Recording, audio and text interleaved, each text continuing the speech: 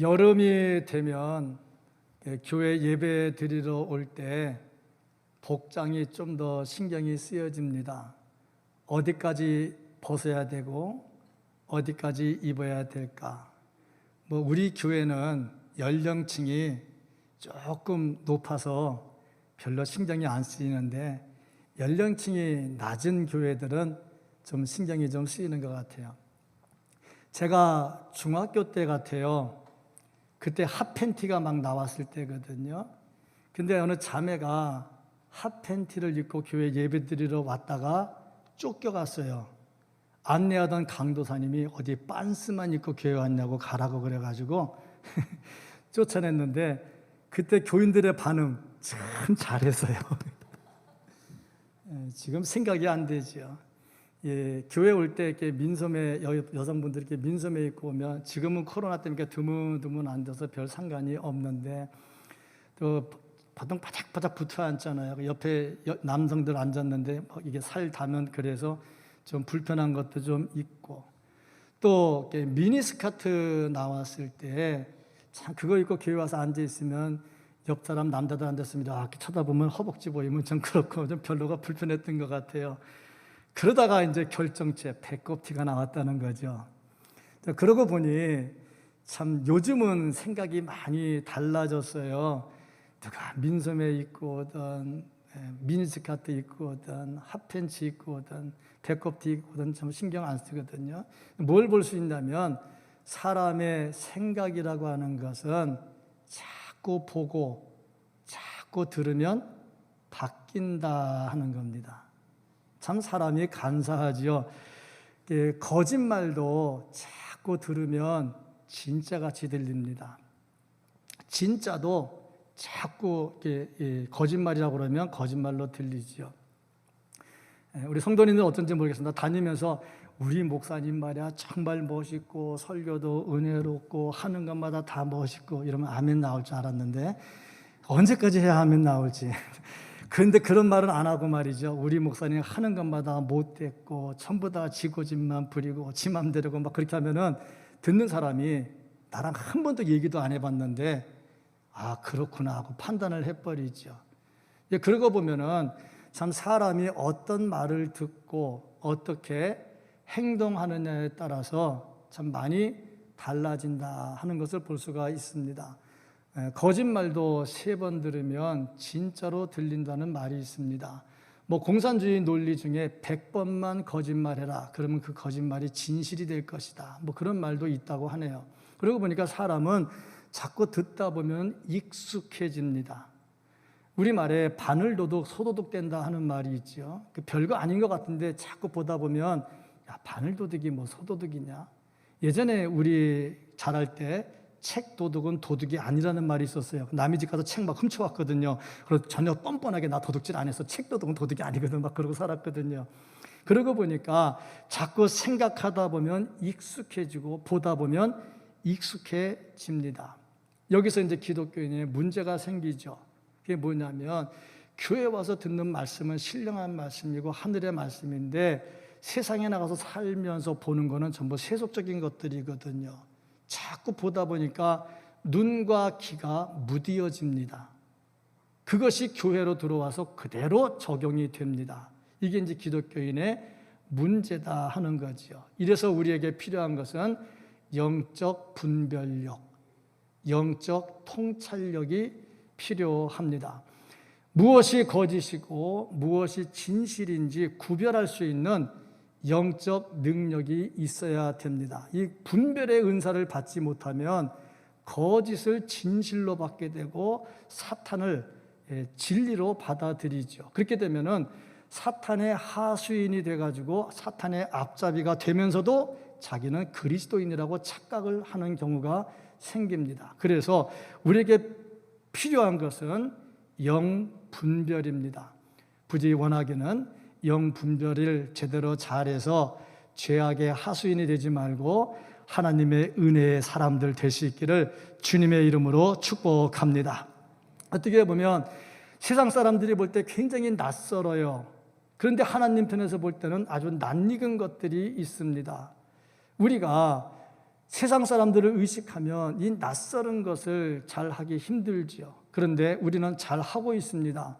지금 이렇게 예배드리러 나온 것 자체도 이미 세상 사람들에겐 낯설은 겁니다. 이 코로나 때 굳이 모여서 예배해야 되느냐? 낯설지요. 근데 우리는 아주 낯익지요. 이거 안 하면 안 되는 거죠. 본질이거든요. 그러고 보니 낯설은 일, 낯익은 일 구분할 때에 세상이 볼 때는 낯설은 일이지만 하나님께서 보실 때 낯익은 일은 반드시 해야 된다 하는 겁니다. 이거는 본질이거든요. 오늘 말씀을 보니까 한 여인이 나오는데 이 여인이 한 행동, 주변 사람들이 보면 아주 낯설은 행동이었습니다. 그런데 예수님 보실 때는 아주 낯익고 올바른 행동이었죠. 그렇다면 이 여인이 한 행동은 무엇일까? 자, 그렇다면 이 여인에 대해서 예수님은 뭐라고 말씀을 하셨을까? 그렇다면 나는 어떻게 행동을 해야 될까? 과연 내가 하는 행동은 낯설은 행동인가? 낯익은 행동인가? 세상이 볼 때는 낯설지만 하나님께서 보실 때는 낯익은 행동이 되면 축복이지만 세상이 볼 때는 낯익은데 하나님 볼 때 낯설은 행동이 되면 이것은 큰 환난이 되겠죠. 부디 원하기 세상 볼 때 낯설지만 하나님 볼 때 낯익은 우리 성도들이 될 수 있기를 주님의 이름으로 축복합니다. 아멘. 자, 오늘 말씀을 보니까 낯선 일을 한 여인이 나옵니다. 예수님께서 시몬의 집에 갔어요. 시몬은 바리새인입니다. 성경을 보면 바리새인들은 예수님 꾸중을 참 많이 들었어요. 그런데 이 바리새인이 예수님을 초대해서 식사를 하자는 겁니다. 낯설죠. 정말 낯선 일을 했습니다. 여기에 또 더 낯선 일이 생겼는데 예수님이 초대받은 그 식탁에는 이 여인은 초대받지를 않았습니다. 이 여인은 죄인이었다 그러는데 무슨 죄를 지었는지는 잘 모르지만 아마 창녀로 분류가 됩니다. 이 성경 문맥상 쭉 해석을 하다 보면 창녀였다 그렇게 해석을 많이 합니다. 물론 예수님의 발에 기름 붓고 닦은 그 사건이 여러 번 나옵니다. 보면은 마태복음 26장 6절부터 13절에 나오고 마가복음 14장 3절부터 9절에 나오고 요한복음 12장 1절부터 8절까지 나옵니다. 그런데 이 세 군데의 말씀은 나사로의 동생 마리아에 대한 사건입니다. 예수님 십자가 지시기 전에 있었던 일이거든요. 그런데 본문은 그 세 군데의 말씀과 별다른 사건입니다. 예수님께서 갈릴리 사역을 하실 때 있었던 일인데 한 죄 많은 여인이 예수님 찾아와서 고백하고 죄 용서받고 참 눈물 흘리고 나서 영혼의 미소를 받아가지고 돌아간 사건입니다. 그러고 보니까 이 여인이 예수님께 찾아와서 했던 행동, 예수님의 발에 눈물을 흘려 닦고 머리털로 닦고 그 다음에 향유를 붓고 했던 것이 정말 낯설은 일입니다. 왜 이 낯설은 일을 했을까 하는 겁니다. 자, 이 여인의 모습에서 볼 수 있는 거 정말 낯선 일이다. 뭐가 그렇게 낯서느냐 보니까 세상 사람들을 의식하지 않았다 하는 거죠. 지금 세상 사람들은 이 여인을 창기로 분류를 해서 상종하지를 않습니다. 그러면 이렇게 불결한 여인은 사람들이 모이는 데 가서 가까이 접할 수가 없습니다. 최소한 코로나 거리두기만큼은 떨어져야 돼. 1.8m. 기록에 보면 그렇습니다. 1.8m 이상 떨어져야 돼. 그리고 이 여인을 잔치에 초대하지도 않았어. 그러니 그런 자리에 가면 얼마나 사람들이 눈치하고 핍박하겠습니까? 그런데 갔다는 거지. 낯설지요. 은혜 받으려고 하다 보면 이런 거 저런 거 따지면 은혜가 안 됩니다. 그냥 가는 거죠. 참 낯선 일을 했어요. 또 뭐가 그렇게 낯설었느냐 보니까 눈물로 예수님의 발을 닦았습니다. 손님이 오면 발 닦아주는 것은 그 당시의 풍습입니다. 이건 낯설은 게 아니라 낯익은 일입니다. 그런데 이 여인은 물로 닦은 것이 아니라 눈물로 닦았다 하는 거죠. 이 낯설지요. 어떻게 눈물을 얼마나 흘렸으면 발 닦을 만큼 눈물을 흘렸을까? 왜 이렇게 눈물을 흘렸는가 보니까 이 여인은 죄인이거든요. 누구도 상종하지를 않습니다. 외롭지요. 괴롭지요. 눈치 보내면 그 눈치 받으면 사람이 얼마나 힘듭니까? 그런 삶을 살았지요. 그런데 죄인의 친구인 예수님을 본 거지요. 어느 날 자기 동네에 예수님이 오셔서 식사한다는 거야. 그 소문을 딱 듣고 나니 복음이죠. 어떻게든 예수님을 만나고 싶었어요. 그래서 가서 보니 예수님을 보니까 막 반가움에 눈물이 막 쏟아져 나오는 거죠. 우리도 그렇잖아요. 오랫동안 못 봤던 그 부모님 만나면 막 눈물 쏟아지잖아요. 코로나 때문에 격리됐던 부모님 다시 풀려서 만나면 막 얼마나 얼싸안고 우웁니까? 눈물이 막 나오잖아요. 며칠 전에 우리 권사님하고 전화 통화를 했어요. 다리 수술을 했어요. 그래서 교회를 못 나오고 병원에 입원해 계시는데 뭐 수술하고 나니 얼마나 아프겠습니까? 막 꺾기부터 해가지고 얼마나 아프겠어요. 눈물 질질 흘리고 막 그럴 때 아닙니까? 정말 외롭고 교회 코로나라고 아무도 신방도 안 오고 목사도 안 오고. 그래서 제가 전화를 했습니다. 권사님 어떻게 지내셔야 하는데 제 전화 목소리 들으면서 울음이 터지려고 하는데 그 참느라고 꽥꽥 참으시더라고. 나중에 다시 한번 전화 통화했더니 그때 눈물 나는 거 참느라고 혼났다고 얘기하더라고. 반가우면 눈물 나잖아요. 근데 가만히 보니까 목사 전화해도 전혀 눈물 안 흘릴 사람 같이 뭐 그런 일도 있어요 하는데 제가 사실인지 아닌지 확인시켜 주려면 다리 꺾어가지고 수술 한번 해보세요. 그 다음에 전화 한번 해볼게요. 눈물 나는지 안 나는지. 네, 웃자고 한 얘기인데 또 목사가 또 저주했다고 그러지 마시고. 그렇잖아요. 그러니 이 여인이 얼마나 힘들었겠어요. 그 힘든 때 예수님 딱 보니까 죄인의 친구인 예수님을 보니 막 가슴에서부터 막 울컥하는데 눈물이 막 쏟아져 나오는데 감당이 안 돼. 저는 이것을 표현하기를 수도꼭지 틀었다 그렇게 표현을 합니다. 수도꼭지 틀었지요. 그러니까 눈물이 나니까 엄청난 눈물이 나니까 예수님 발을 씻었지 않았겠어요. 참 어색한 일, 낯설은 일을 했다 하는 겁니다. 또 그 다음에 보니까 머리카락으로 예수님의 발을 닦았다 하고 말은 참 낯설지요. 수건으로 닦아야 되는데 머리카락으로 닦았다. 근데 수건은 이렇게 매끌매끌하잖아요. 근데 머리카락은 깔깔하잖아요. 그러니까 수세미 같잖아. 수세미로 닦으면 더 잘 닦이잖아. 그러니까 머리털로 막 하는데 자존심 다 내려놨다는 겁니다. 은혜 받는데 무슨 자존심이 필요합니까? 은혜 받을 때 자존심 같은 거 필요 없거든요. 다 내려놨다는 겁니다. 그리고 어떻게 하든지 간에 자기의 애틋한 마음, 수치심 같은 거 다 내려놓은 거 아닙니까? 여인이 어떻게 머리털 풀어가지고 남자 발을 닦습니까? 정말 낯선 일이지요.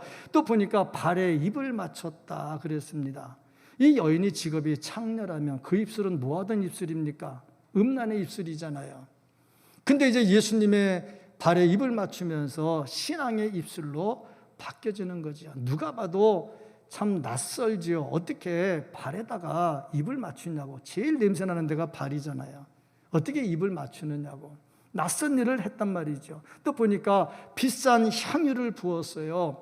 제가 주석책에 보니까 알라바스터라고 하는 향수인데 이것은 병에 담겨 있는데 이 병이 뚜껑을 열었다 쓰고 닫고 그런 게 아니고 완전히 이게 석고 같은 것으로 돼가지고 한 번 깨면 그냥 끝내도록 그냥 바로 써버려야 되는 그런 향유라고 그러더라고요. 값이 비싸. 그래서 귀한 여인들만 쓰는 향수라고 그러더라고요. 이 비싼 향수를 갖다가 머리에다 붓지 않고 또 발에다가 부었네요. 참 낯설다. 뭐든지 낯설다. 이런 일련의 행동을 쭉 점검해 보니까 오버 액션, 푼수 떤다 이렇게 표현이 되는 거죠. 아주 오버 액션이다 하는 거죠. 그래서 주변 사람들이 비난을 했습니다. 그런데 비난하는 이유가 뭐냐면 그 여인이 왜 그렇게 하는지 핵심적인 내용을 모르고 있었다는 거죠. 사람이 죄를 짓고 누구도 인정해 주지 않는데 그 죄를 용서해 주고 하나님의 백성 삼아 주시니 얼마나 감사합니까? 그러니 감사하니까 눈물이 나오지요. 우리가 은혜 받으면요, 눈물이 나오게 되어 있습니다. 눈물이 마른 이유가 뭡니까? 은혜를 못 받거든요. 정말 은혜를 받으면요, 마음속에서부터 우러나오는 감동의 눈물이 흘러내립니다. 말씀을 들을 때요, 말씀의 은혜가 되면요, 이 속에서부터 막 눈물이 흘러나오는데, 회개의 눈물이 나오면요, 이거 주체할 수가 없어요. 은혜 받으면요, 눈물이 나오거든요. 그 수많은 눈물 가지고 하고서 닦고서 향유를 다 부었다 하는 겁니다. 우리 역시 죄 용서받은 것, 은혜를 생각하면 눈물이 마르지 않아야 됩니다. 은혜 받은 눈물이 흘러져야 되는 거지요. 이렇게 감격하면 다른 사람이 볼 때 낯선 행동, 오버액션도 하나도 부끄럽지가 않습니다. 우리의 믿음 생활 잘하다 보면, 예수 안 믿는 사람이 보면 정말 낯선 거 많거든요. 지금 이 시대에 와서 예배 드리는 것도 낯설고, 이 어려운 때 11조 한다, 건축원금 한다, 봉사한다, 전도대 나간다, 참 낯설거든요. 그런데 우리는 전혀 낯설지 않아요. 오버액션이 아닙니다. 당연히 하죠. 왜? 은혜 받았으니까. 은혜 받았으니까 하는 거죠. 사랑의 교회에 옥하는 목사님 심우했을 때 성도가 간증한 내용, 제가 메모했던 것이 하나가 있는데, 교회가 건축을 하게 되었습니다. 건축하면 목사님은 반드시 건축 헌금에 대한 설교를 합니다. 근데 목사님이 건축 헌금에 대해서 설교를 하는 중에 이런 말을 했어요. 교회 건축비의 80%는 성도들 20%가 내야 된다. 이게 무슨 말이냐면, 모든 성도가 다 헌금 동참하는 게 아닌데 100%가 아닌 80%, 20%는 다 조금씩 동참을 하고, 전체 금액 80%는 20%의 성도가 해야 된다 하는데, 이게 좀 무슨 말인지 감이 잘 안 잡힐 거예요. 제가 설명을 하면, 플랫폼을 건축한다, 예를 들어서 총 건축비가 30억이다 그랬을 경우에 80%면 24억이 됩니다. 그 24억에 대한 헌금은 누가 하느냐? 교인 20%가 해야 된다는 거야. 그럼 우리 교회 20%면 몇 가정? 30가정, 300가정에 60가정으로 보고, 60가정이 20%를 하려면 한 가정당 4천만 원 헌금을 해야 된다. 그런 설교를 한 겁니다. 이제 감이 좀 잡힙니까? 그렇게 설교를 했는데, 이런 설교를 하면 교인은 두 가지가 나옵니다. 또 목사 헌금하라고 또 헌금하냐, 왜 저런 설교를 해야 되나, 이런 사람. 또 한 종류의 사람, 맞아, 나도 하나님이 일하는데 헌신을 좀 해야지, 이런 사람이 나옵니다. 근데 간증은 누가 하겠어요? 헌신한 사람이 간증을 하겠죠. 근데 그분이 나름대로 자기도 쓰임받기를 원했습니다. 그래서 나름대로 어떻게 동참할까 하다가, 아마 집이 좀 있었는가 보죠. 그 집을 하나를 이렇게 팔아가지고 헌금에 동참을 했어요. 근데 그 집이 대전에 있는 집이라고 그러거든요. 팔아가지고 헌금을 했다고. 그리고 나서 감동이 돼가지고 나도 이게 동참한 것에 대해서 간증하는 내용을 제가 글로 읽은 적이 있습니다. 그렇습니다. 뭐든지 보면 은혜 받은 자는 죄 용서받고 구원받은 것에 대해서 감사하는 마음이 생기면 남들이 볼 땐 낯선 일을 합니다. 낯설잖아요. 어떻게 집 팔아서 헌금하냐고. 낯설잖아요. 그런데 본인이 은혜 받은 걸 생각하면 낯익어요. 자, 이것을 보면서 정말 우리가 은혜 받은 사람이라면 어떻게 할까? 1997년도에 제 기억으로 그렇습니다. 대한항공이 하나 사고가 났어요. 그래서 229명이 사망을 했습니다. 그런데 그 비행기 안에 어떤 사람이 타고 있었느냐면 3대가 탔어요. 할아버지, 아버지, 아들 3대가 탔습니다. 근데 이게 3대가 어떤 사람이냐면 열심히 일해서 돈 모으느라고 한 번도 놀러 가지도 않고 돈만 열심히 모은 거야. 열심히 돈 모았는데 수천억을 모았다고 그러네요. 그래가지고 처음으로 비행기 타고 여행을 갔는데 그 비행기가 떨어져서 죽은 거야. 참 마음 아프죠. 전 그 기사를 보면서 또 한 가지를 생각을 했어요. 그렇게 모은 돈 다 어디 갔을까? 누가 쓸까? 쓰려고 열심히 모았잖아요. 근데 3대가 다 한날에 다 사망을 해버리니 그 돈을 누가 가져가겠어요? 엉뚱한 사람이 가져가지 않았겠어요? 그걸 보면서 돈이라고 하는 게 다 이렇습니다. 그러니까 돈을 모으는 사람에게는 하늘의 창고가 낯설어 보여요. 돈을 모으려고 하는 사람, 하늘 창고를 말하면 낯설어 보입니다. 그런데 은혜에 감격한 사람은 하늘 창고가 익숙해 보입니다. 저는 지금 돈 얘기하는 게 아니고요. 하나님 안에서 은혜 받은 자가 무엇에 낯설어하고 무엇에 낯익어해야 되는가를 말씀을 드리고 있는 겁니다. 이 여인 보세요. 참 창녀라면 몸 팔아서 돈 벌었잖아요. 그거 가지고 비싼 향유 샀잖아요. 한 번에 다 깨트려 버리잖아요.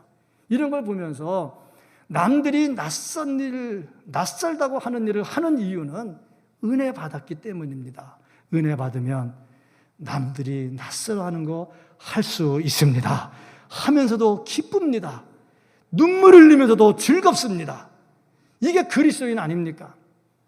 플랫폼을 보면서 무엇이 낯설은가? 무엇이 낯익은가?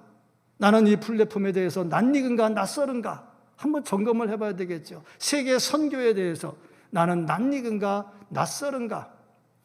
또 이 코로나 전국에 예배드리러 나오는 거 낯설은가 낯익은가? 하나님 보실 때 낯익은 행동들을 할 수 있기를 주님의 이름으로 축복합니다. 사도 바울은요, 은혜를 받았어요. 너무 은혜가 고마워요. 감사해요. 그래서 어떻게 했느냐? 미쳤다는 말을 들으면서도 열정적으로 복음을 전했습니다. 낯설어요. 미쳤어요. 남들이 보면 미쳤어요. 낯설어요. 그런데도 받은 은혜가 있거든요. 그러니까 자기는 낯익어요. 하나님은 그 사람을 낯익다고 말해주는 거죠. 그렇습니다. 우리 역시 은혜 받은 자로 세상이 볼 때는 낯설지만 하나님께서 보실 때 낯익은 행동을 할 수 있는 우리 모두가 될 수 있기를 예수님 이름으로 축복합니다. 자, 그러면 그 다음에 이렇게 낯설은 일을 한 여자를 보고 사람들 뭐라고 했을까? 책망했죠. 안타까운 것은 지금 낯선 일을 한 여인은 예수님의 칭찬들을 일을 했습니다. 그러면 자기들이 못했으면 이렇게 한 여인을 어떻게 해야 되겠어요? 야, 나도 못한 일 네가 했구나. 칭찬해야 되잖아요. 그런데 그렇지 않습니다. 꾸중합니다. 부정적인 사람은요, 항상 부정적인 생각을 하고요. 긍정적인 것을 봐도 부정적으로 해석을 합니다. 일하지 않는 사람은요, 자기가 일하지 않은 거 회개 안 합니다. 남들 다 일할 때 일하고 있지 않다가 일 안 하고 있다가 다 끝나면 이랬네 저랬네 말을 하지요. 지금 그렇잖아요. 바리새인이 예수님을 초청한 것은 획기적인 사건입니다. 그런데 자기가 해야 될 일 안 하거든요. 발도 안 닦아주지요. 기름도 안 부어주지요. 해야 될 일 안 하거든요. 그런데 그때 일한 여인을 비난을 하더라 이겁니다. 제가 어느 교회에 부임을 했었는데 그 교회 장로님이 저한테 얘기하더라고요. 목사님, 교회는요 잘해야 본전이고요, 그렇지 않으면 욕만 먹어요.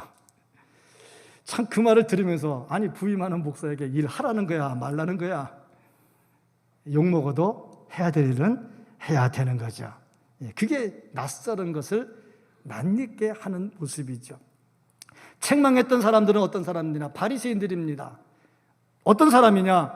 자기가 해야 될 일을 안 한 사람입니다. 그러면 왜 예수님을 초대했을까? 궁금하지 않아요? 바리새인, 맨날 욕만 먹는 바리새인 왜 예수님을 식사하자고 불렀냐고. 두 가지로 해석을 해요. 첫 번째 해석은 고소할 틈을 얻으려고 불러들인 거죠. 이제 뭔가 건수가 하나 생길까 않겠는가. 두 번째는 당시에 유명한 예수님을 집에다 모시고 식사를 대접하면 자기도 같이 억 된다 생각을 한 거죠. 그래서 예수님을 영접했다. 그러니까 음식은 대접을 했는데 마음의 대접은 없는 것이죠. 음식은 대접했는데 사랑과 존경은 없지요. 우리 예배도 마찬가지잖아요. 하나님을 진짜 존경하고 하나님을 공경하면서 예배를 드려야 될 텐데 다 예배의 자리만 딱 나와 있다면 똑같지요. 신앙의 모양은 갖추려고 했는데 예수님을 구주로 영접하는 일은 안 했어요. 그러다 보니 이 여인이 예수님 발을 딱 만졌잖아. 자, 그러면 그렇지. 하나 딱 걸렸네. 건수를 잡은 겁니다. 그래서 39절 말씀을 보면은 만약에 예수님이 선지자라면 이 여인이 누군지 알았을 것이다. 그러면 자기 몸에 손대지 못하게 했을 것이다. 이렇게 말을 합니다. 왜? 예수님 건수 잡힌 겁니다, 지금. 너 선지자라면 그렇게 안 하지. 이 말은 무슨 말입니까? 선지자 아니네 하는 말이죠. 아니, 그러려면 뭐하러 예수님 초대해가지고 밥 먹자고 그랬냐고. 그러니까 좀 건수를 잡으려고 작전을 짠 거죠. 그러니까 예수님 왔을 때 발 씻을 물도 안 줬지요. 입 맞추지 않을까. 이 사람들은 만나면 다 입 맞추거든요. 이렇게 볼을 이렇게 맞추거든요. 안 했지요. 향유는 고사하고 제일 값싼 감람유도 붓지 않았지요. 자기 할 일은 하나도 안 합니다. 왜? 예수님 존경하는 마음이 없거든요. 그러고 나서 여인이 하니까 여인을 책망하는데 이제 여인뿐 아니고 예수님까지 묶어가지고 같이 책망을 합니다. 참 안타깝지요. 이렇게 책망하는 바리새인들, 나는 나빠, 나는 못됐어 이러고 책망했겠어요? 절대 안 그렇습니다. 나는 옳아, 내가 맞아, 예수 네가 틀렸어, 이거죠. 이제 우리들의 문제의 대부분이 다 이렇습니다. 지가 잘못해놓고 지가 옳다는 거야. 지금 바리새인의 모습이 그렇다 하는 겁니다. 그리고 여인이 딱 발 만지니까 이제 회심의 미소를 짓네요. 무슨 회심의 미소? 이제 드디어 하나 발견했다 하는 거죠. 자, 그런 이런 사람들은요, 예수님을 어떻게 보냐면요, 예수님 귀신 들린 사람으로 봐요. 마가복음 3장 30절 말씀을 보면, 마가복음 3장 30절, 이는 그들이 말하기를 더러운 귀신이 들렸다 하미러라. 예수님께 한 말이에요. 더러운 귀신 들렸다고. 누가 귀신 들렸는데? 지네가 귀신 들렸지. 근데 누구 보러 귀신 들렸다고 하는데 예수님 보러 귀신 들렸다고. 그것도 더러운 귀신 들렸다고. 참 악을 행하는 사람들의 모습입니다. 낯선 사람, 하나님께 낯선 사람들은 예수님까지 싸잡아서 우리는 어때야 될까? 비난하는 자리가 아니라 칭찬하는 자리에 서야 되고 격려하는 자리에 서야 되고, 자, 이렇게 하나님 앞에서 익숙하지만 세상 사람이 낯선 것을 하는 그 사람을 박수치면서 환영할 수 있어야 됩니다. 그런 자리에 서는 우리 모두가 되기를 주님의 이름으로 축복합니다. 자, 그러면 예수님의 생각은 어땠을까? 잘못을 다 지적합니다. 시몬이 잘못된 것 지적하지요.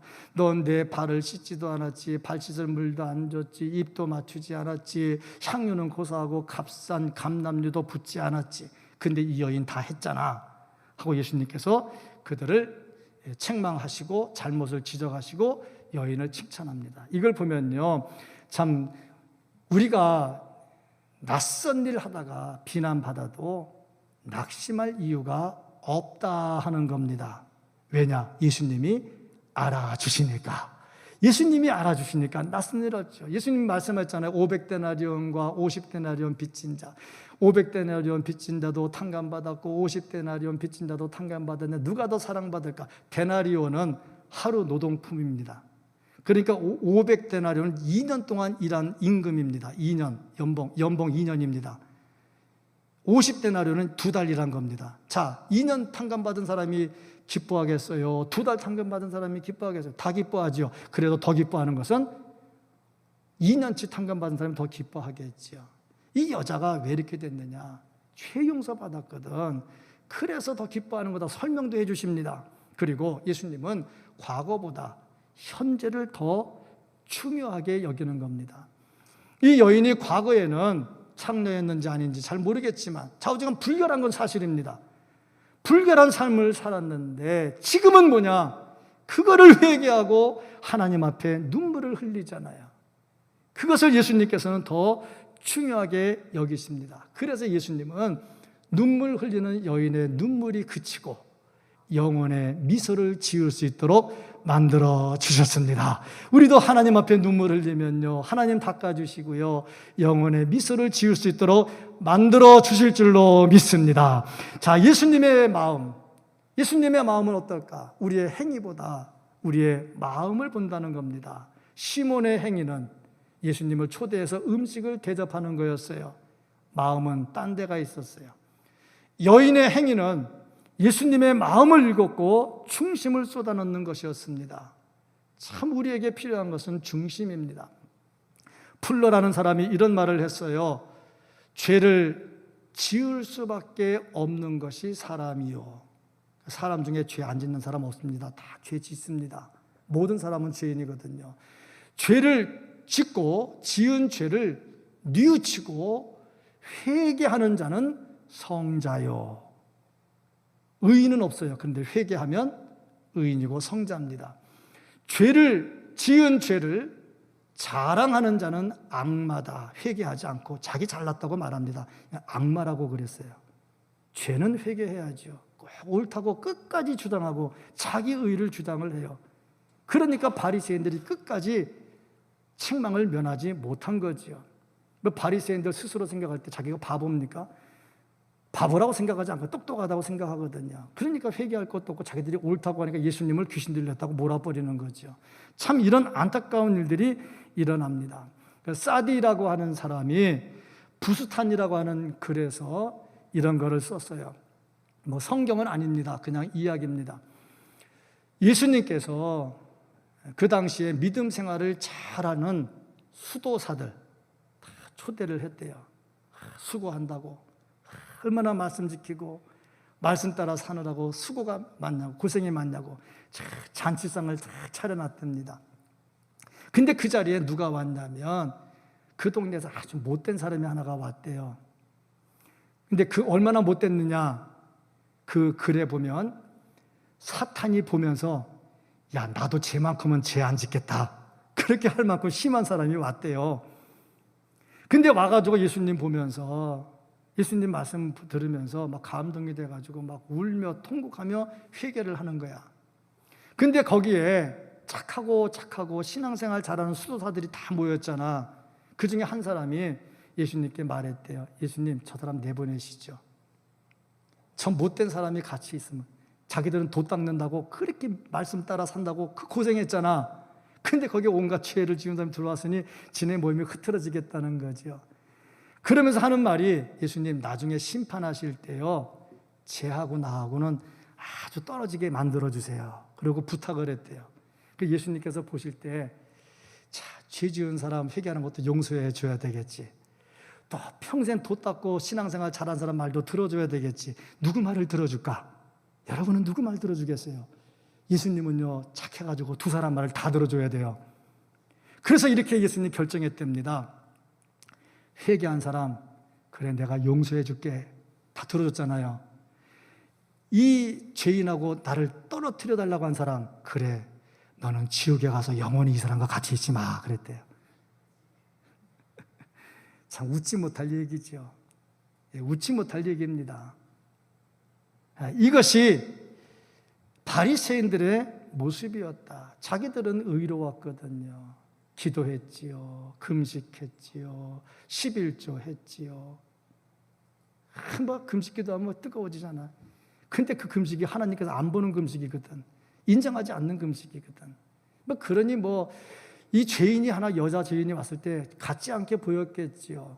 그러니 낯선 일까지 했으니 더 이상하게 보였겠지요. 근데 예수님의 생각은 다릅니다.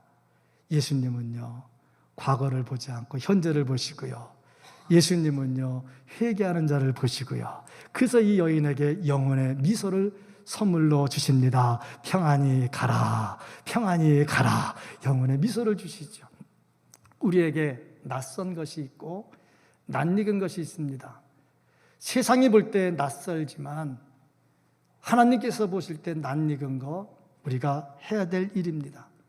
바리새인들처럼 자기들의 눈에 낯설다고 해서 예수님의 눈에 낯익은 것을 비판하고 시비하는 사람이 되면 안 됩니다.